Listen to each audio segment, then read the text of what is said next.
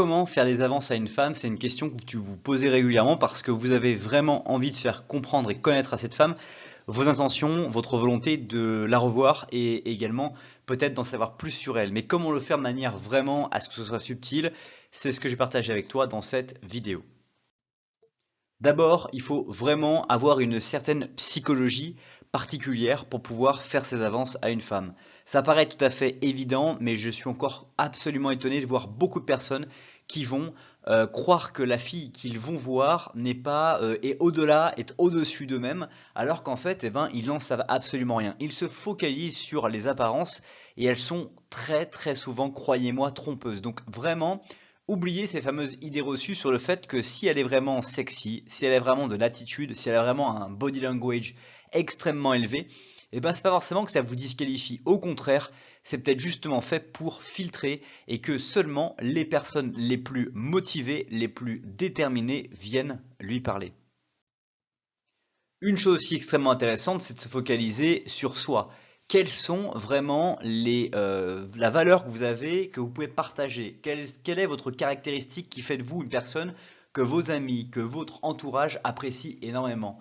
Lorsque vous allez faire ressortir vos qualités, la fille va vraiment observer que vous avez une personnalité atypique et que vous n'avez pas peur de faire parfois ressortir des qualités qui sont vraiment contre-intuitives et qui sont parfois complètement différentes de celle des garçons qui vont venir la draguer.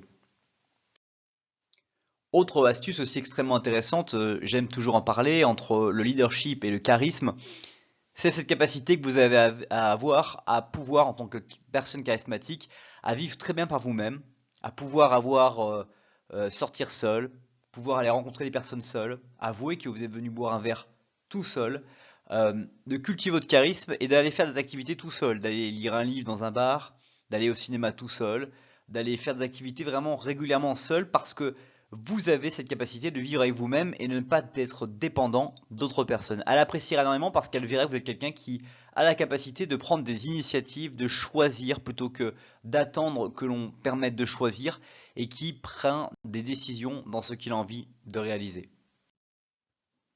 Une chose aussi qui est extrêmement importante, très peu souvent étudiée par les apprentis séducteurs, j'ai envie de dire, c'est d'apprendre à connaître les femmes.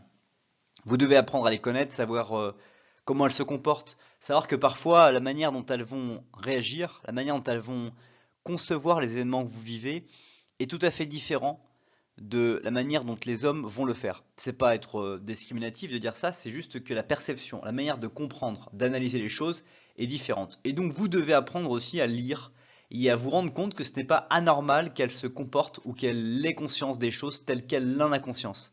Mais qu'au contraire, c'est une façon pour elle, une manière à elle de voir les choses. Et donc plus vous allez connaître ce genre de choses, et mieux vous allez être à l'aise avec cette idée qu'elle soit dans un trip, disons les choses telles qu'elles sont, différent du vôtre. Aussi, un point vraiment important, c'est le faire de faire preuve d'écoute et d'empathie. On en parle énormément. Je ne vais pas refaire une explication sur ce que c'est que l'écoute et l'empathie, mais apprenez vraiment à écouter avec les yeux et les oreilles, pas seulement avec les oreilles, avec les yeux et les oreilles pour vraiment comprendre ce qu'elle vit, ce qu'elle aime, ce qu'elle n'aime pas, et à rentrer en empathie profondément avec vraiment ce qu'elle est. Vous pouvez avoir envie de voir cette fille que pour un soir, mais quoi qu'il en soit, la puissance que donnera votre interaction avec elle se focalisera avec uniquement votre écoute et votre empathie, même si c'est qu'un seul coup d'un soir. Donc plus vous allez être extrêmement empathique et à l'écoute, mais vraiment en étant honnête, parce que c'est ce qu'on cherche finalement, c'est que ça va amplifier, motiver, dynamiser votre relation et parfois donner lieu peut-être à une relation qui va être extraordinaire, même si elle n'est pas forcément une relation sérieuse. Un point aussi extrêmement important, c'est de partager avec elle ou avec lui des émotions. Plus vous allez avoir des émotions qui vont être extrêmement intéressantes à partager, pas forcément que de tristesse, parce que très souvent on observe que les émotions que les gens aiment bien partager, c'est leur dernière rupture, mais des émotions qui sont très fortes, positives ou négatives, sur voilà quelque chose que vous avez fait qui vous a vraiment plu. Par exemple, personnellement, j'ai vraiment adoré en 2009 quand j'ai participé à des stages de préparation physique avec un groupe de personnes extrêmement motivées par le sport. Et ce que j'ai vraiment aimé, c'est le fait de m'entraîner quotidiennement, 2 fois par jour, d'aller avec des personnes qui étaient motivées, de ne pas être sûr que j'étais à la hauteur de le faire. mais qu'à la fin de ce stage, à la fin de cette semaine d'entraînement, j'étais vraiment très heureux. Bah, ce genre d'émotion va vous permettre de donner accès à la fille à des sensations que vous pouvez vivre sur des situations et aussi sur le contexte de ce que vous avez vécu. Vous avez partagé une histoire, un storytelling, mais aussi une émotion. De vous ne vous pensiez pas à votre place avant de commencer la chose que vous avez entreprise, mais avec le temps, vous avez vraiment appris des choses extraordinaires. Enfin, une chose vraiment extrêmement importante en développement personnel, on en parle régulièrement, mais j'aime à le rappeler, prenez soin de vous. Prenez soin de vous, prenez du temps pour soigner votre esthétique corporelle, déjà sur les soins de peau, choisir des crèmes de visage, éventuellement de corps, choisir des parfums, choisir une ligne de vêtements, étudier comment s'habiller, comment trouver votre propre style.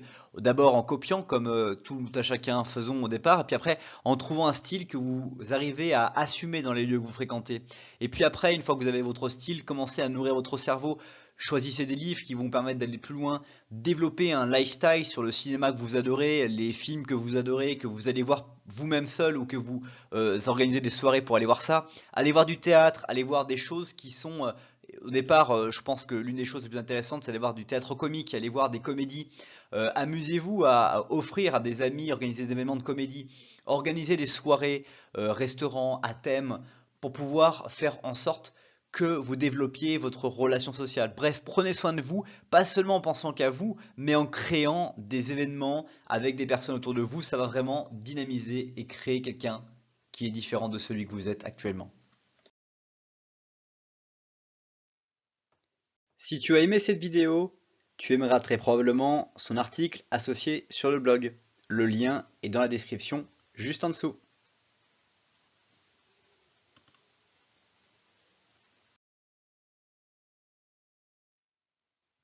Aussi, et pour conclure cette vidéo, je t'invite à découvrir la dernière vidéo YouTube de la chaîne qui se trouve sous la flèche bleue ou directement à observer une vidéo adaptée au contenu que tu regardes en ce moment sous la flèche rouge.